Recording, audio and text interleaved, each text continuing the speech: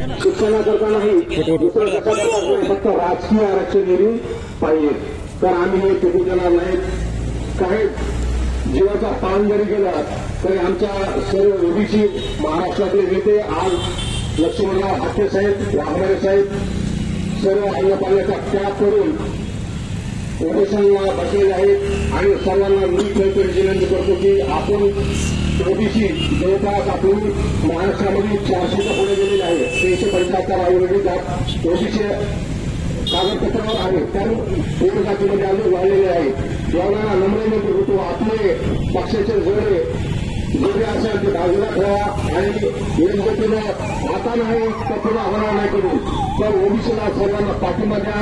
आज मी पण निघालो मी महाराष्ट्र अध्यक्ष लक्ष्मण लटकटे महाराष्ट्र प्रदेश ओबीसी फाउंडेशन इंडिया ही मोठी संघटना चालवत आहे। गेल्या 15 वर्षापासून मी त्या संघटनेचं काम करत आहे।